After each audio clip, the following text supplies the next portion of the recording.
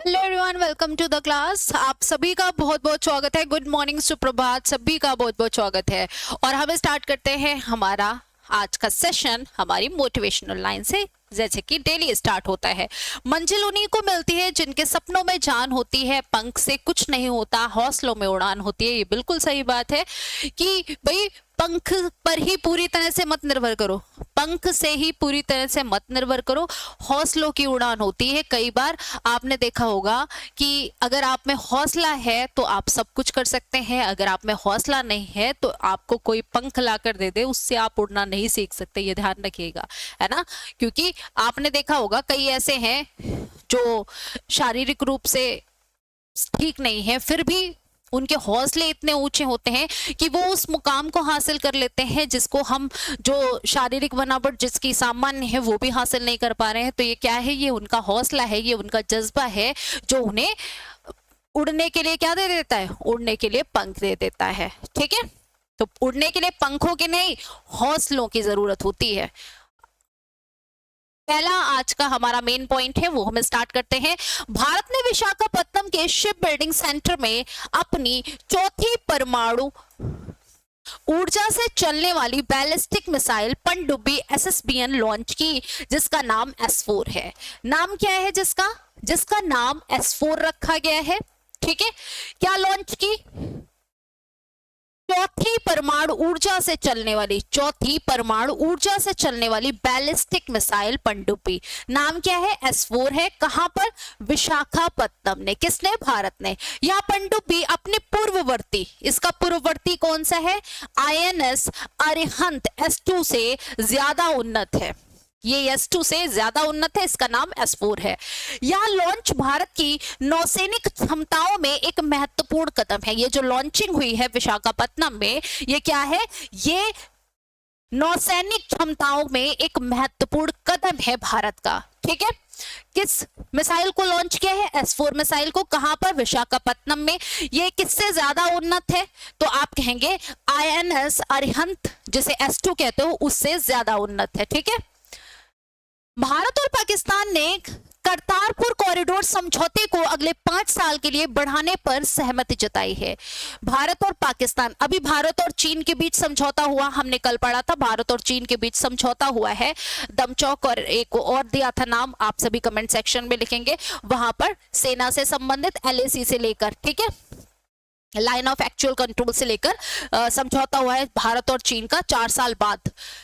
भारत और पाकिस्तान ने करतारपुर कॉरिडोर समझौते को अगले 5 साल के लिए बढ़ाने पर सहमति जता दी है। यह कॉरिडोर भारतीय तीर्थ यात्रियों को पाकिस्तान में करतारपुर साहिब गुरुद्वारा जाने की अनुमति देता है। ये कॉरिडोर समझौता क्या है? तो ये कॉरिडोर समझौता ये है कि ये पाकिस्तान में है और पाकिस्तान, भारत से पाकिस्तान जाने के लिए, ठीक है, करतारपुर साहिब गुरुद्वारा जो है वहां जाने की अनुमति देता है पाकिस्तान। इस चीज का यह समझौता है जिसको अगले 5 सालों के लिए बढ़ा दिया गया है। नेक्स्ट देखिए, चाणक्य रक्षा संवाद भारतीय सेना द्वारा आयोजित एक महत्वपूर्ण अंतरराष्ट्रीय संगोष्ठी है। कौन सी? चाणक्य रक्षा संवाद भारतीय सेना द्वारा आयोजित एक महत्वपूर्ण अंतरराष्ट्रीय संगोष्ठी है। इसका दूसरा संस्करण 24 और 25 अक्टूबर 2024 को नई दिल्ली के मानेकशॉ सेंटर में आयोजित किया जाएगा। प्रश्न कैसे पूछा जाएगा कि दूसरा संस्करण कब शुरू हो रहा है? तो 24 और 25 अक्टूबर को। कहां पर? नई दिल्ली में। नई दिल्ली में कहां पर? तो आप कहेंगे मानेकशॉ सेंटर में आयोजित किया जा रहा है। क्या आयोजित किया जा रहा है? चाणक्य रक्षा संवाद। ठीक है, चाणक्य रक्षा संवाद। इस वर्ष का विषय क्या है? तो इस वर्ष का विषय जो है वो है राष्ट्र निर्माण में प्रेरक व्यापक सुरक्षा के माध्यम से विकास को बढ़ावा देना। व्यापक सुरक्षा के माध्यम से विकास को बढ़ावा देना इस साल का क्या है? उद्देश्य है, विषय है। ठीक है, विषय क्या है आपको मेंशन करना है और आपको ये अच्छे से याद करना है, क्योंकि प्रश्न सीधे डायरेक्ट पूछा जाता है कि भाई चाणक्य रक्षा संवाद कि जो दूसरी बैठक हुई है उसका विषय क्या रहा है, तो आप कहेंगे राष्ट्र निर्माण में प्रेरक व्यापक सुरक्षा के माध्यम से विकास को बढ़ावा देना, इसका क्या रहा है, विषय रहा है 2024 का, जो 24 और 25 अक्टूबर को आयोजित की जाएगी। कहां पर, नई दिल्ली में मानेकशॉ सेंटर पर। भारत के सर्वोच्च न्यायालय ने नागरिकता अधिनियम 1955 की धारा 6A की संवैधानिक वैधता को बरकरार रखा है। क्या किया गया है, जो नागरिक अधिनियम 1955 है उसकी एक धारा 6A की संवैधानिक वैधता को बरकरार रखा है। यह फैसला संविधान पीठ ने 4:1 बहुमत से सुनाया है, 4:1 बहुमत से सुनाया है। न्यायमूर्ति सूर्यकांत ने बहुमत की राय लिखी, जबकि न्यायमूर्ति पारदीवाला ने असहमति जताई है। मतलब 5 माननीय जो आपके वरिष्ठ जज लोग थे उनका पैनल बना था, उनमें से 4 लोगों ने तो सहमति जताई कि भाई इसको बरकरार रखो, 1 लोगों ने असहमति जताई। अब आपसे पूछा जाता है कि किसने असहमति जताई, असहमति जताने वाले न्यायाधीश का नाम क्या था, तो याद रखिएगा न्यायमूर्ति का नाम क्या था, तो आप पारदीवाला कहेंगे, ठीक है, न्यायमूर्ति पारदीवाला। अब हम एज यूजुअल हम अपनी मेन पॉइंट्स के बाद क्वेश्चन आंसर स्टार्ट कर देते हैं कुछ। Which South Korean river project is being used as a model for the rejuvenation of the Musi river in Telangana. Telangana में मूसी नदी का पुनरुद्धार के लिए किस दक्षिण कोरियाई नदी परियोजना का उपयोग मॉडल के रूप में किया जा रहा है, बताइए। दक्षिण कोरिया की किस नदी मॉडल का प्रयोग जो है हम एज ए मॉडल हम यहां पर कर रहे हैं, बताइए। योंगसन रिवर, हान रिवर, बुखन रिवर या ग्यूम रिवर। करेक्ट आंसर यहां पर क्या होगा, तो याद रखिएगा हान रिवर मॉडल का हम प्रयोग कर रहे हैं मूसी नदी के में, ठीक है।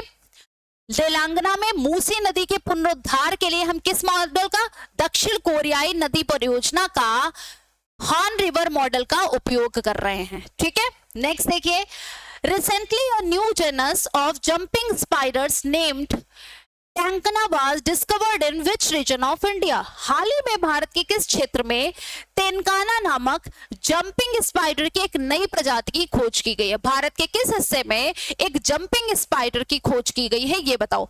Ladakh, north east India, southern India, none of the above. तो यहाँ पर करेक्ट आंसर है सदर्न इंडिया में खोज की गई है किसकी, जंपिंग स्पाइडर की एक नई प्रजाति की। Rajaji Tiger Reserve, which was recently seen in news, is located in which state? Rajaji tiger reserve जो हाल ही में खबरों में रहा किस राज्य में स्थित है।